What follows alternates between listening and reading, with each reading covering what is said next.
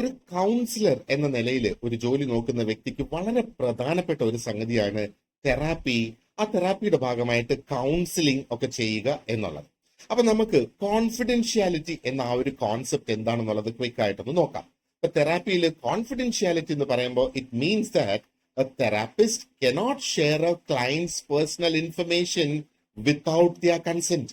ആ ഒരു ക്ലയന്റിന്റെ അനുവാദമില്ലാതെ ക്ലയന്റിന്റെ ഒരു തരത്തിലുള്ള പേഴ്സണൽ ഇൻഫർമേഷനും മറ്റൊരു വ്യക്തിയായിട്ട് ഷെയർ ചെയ്യാൻ പാടില്ല എന്നുള്ളത് ഒരു എത്തിക്സ് ആണ്. അപ്പൊ ഇതിന്റെ ഒരു നിയമം എന്ന് വേണമെങ്കിൽ നമുക്ക് പറയാം തെറാപ്പിയെ സംബന്ധിച്ചിടത്തോളം, ഒരു കൗൺസിലിങ്ങിനെ സംബന്ധിച്ചിടത്തോളം. അപ്പൊ നമ്മുടെ ചോദ്യം ഇതാണ്: which of the following is A situation where it is appropriate for a therapist to breach confidentiality?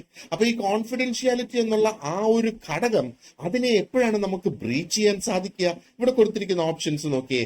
Spouse enquiry. ഇപ്പൊ സ്പൗസ് അതിനെക്കുറിച്ച് എൻക്വയറി ചെയ്യുമ്പോൾ സ്പൗസിനോട് പറയാൻ കഴിയുമോ? ഇൻഷുറൻസ് കമ്പനിയുടെ ഓർഡർ അനുസരിച്ച് ഒരു ഇൻഷുറൻസ് കമ്പനി ഓർഡർ തന്നിരിക്കുകയാണ്, അവർക്ക് ആ ഇൻഫർമേഷൻ കൊടുക്കണം. ഒരു കോർട്ട് ഓർഡർ അനുസരിച്ച് അല്ലെങ്കിൽ ഒരു റിലേറ്റീവ് ചോദിക്കുന്ന അതനുസരിച്ച് നമുക്ക് കൊടുക്കാനായിട്ട് സാധിക്കുമോ എന്നുള്ളതാണ് ഈ ഒരു ചോദ്യം. കഴിഞ്ഞ പരീക്ഷയിൽ ചോദിച്ച ഒരു ചോദ്യം തന്നെയാണ്.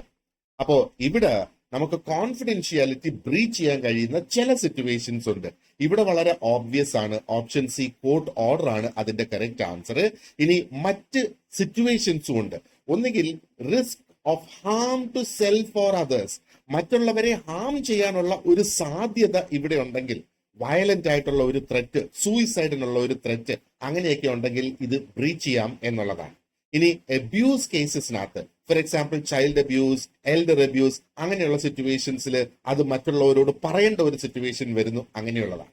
അപ്പൊ ഇതൊരു എത്തിക്കൽ ഗൈഡ് ലൈൻ ആണ് തെറാപ്പിയിൽ തെറാപ്പിസ്റ്റ് ഫോളോ ചെയ്യേണ്ടതായിട്ടുള്ളത്.